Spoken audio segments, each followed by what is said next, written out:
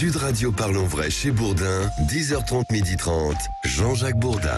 Le Crédit Suisse est le maillon faible du secteur bancaire européen. Pour en parler, Nathalie Janson, qui est économiste, spécialiste de la banque libre et de la régulation bancaire, enseignante à la Neoma Business School de Rouen. Nathalie Janson, bonjour.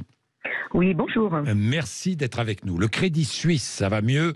Aujourd'hui, le Crédit Suisse a perdu l'action a perdu plus de 24% hier à la bourse de Zurich. Ça va mieux ce matin. Fort rebond. Pourquoi? Parce que les autorités bancaires suisses sont venues à la rescousse, c'est cela? Oui, sans doute, ce n'est pas étranger au fait que la Banque nationale suisse a donc concédé à en fait ouvrir une facilité de liquidité en fait à la banque d'un montant de 50 milliards. Oui. Donc en effet, ça permet de rassurer sur la capacité de la banque à faire face à ses obligations courantes.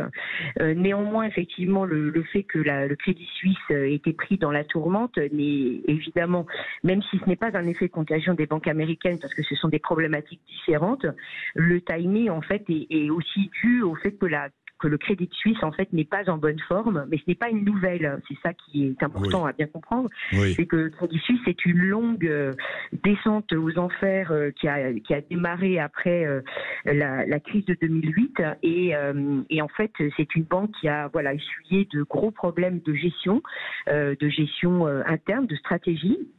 Aussi qui a eu à faire face à des pertes importantes en termes de trading pour des problèmes de mauvais management, si on peut dire.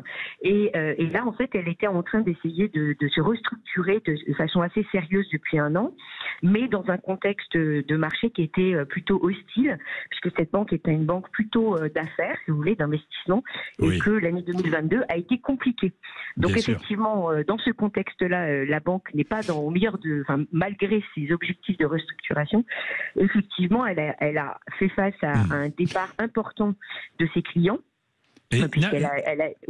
Oui, Nathalie Janson, je vous interromps parce que la première question, j'ai très bien compris ce qui se passe avec le Crédit Suisse, mal géré, une banque.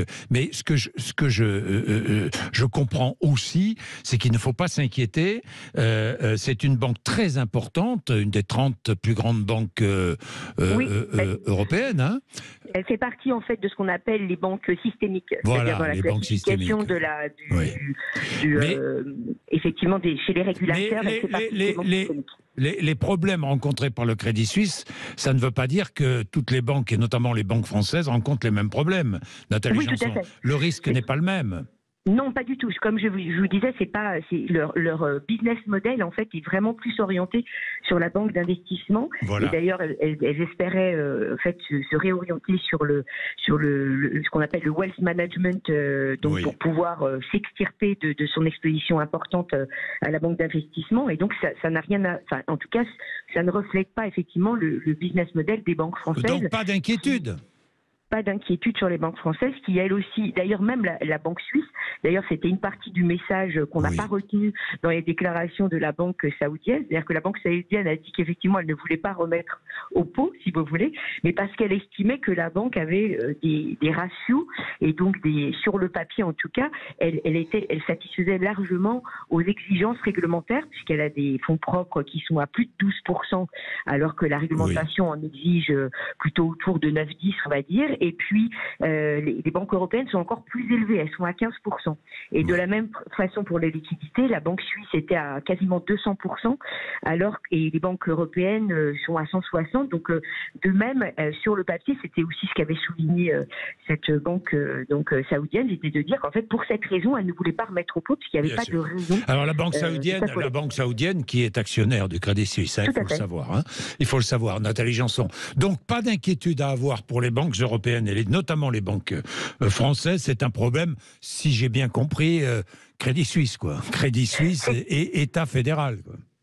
C'est un problème Crédit Suisse et effectivement, après, c'est toujours la délicate relation entre les autorités et les banques. C'est-à-dire qu'en même temps, on ne peut pas, en effet, faire payer les contribuables pour des erreurs de gestion d'une banque importante. Et donc, là, comme toute autre autorité monétaire et bancaire, les Suisses doivent jouer des équilibristes entre eux, effectivement, apporter assistance, mais pas trop, pour qu'il n'y ait pas un blanc-seing donné aux banques quant à la prise de risque.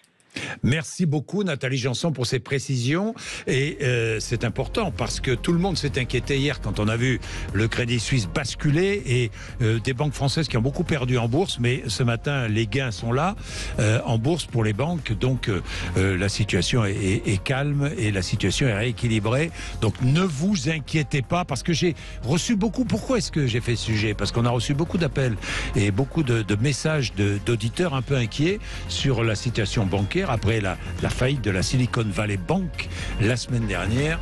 Pas d'inquiétude pour l'instant, il est 10h57. Je dis pour l'instant parce qu'on ne sait jamais. 10h57, vous êtes sur Sud Radio, merci. Dans un instant, après les infos, nous sommes jeudi politique, 3 députés avec nous, le débat va être riche, hein, je peux vous le dire, sur la réforme des retraites et puis sur la volonté du préfet de police de Paris de réquisitionner des éboueurs malgré le refus de la maire Anne Hidalgo, parce qu'on en est à je ne sais pas combien de milliers de tonnes d'ordures ménagères dans les rues de Paris. Il n'y a pas qu'à Paris, hein, dans plusieurs villes de France, mais à Paris c'est vraiment important dans de nombreux arrondissements.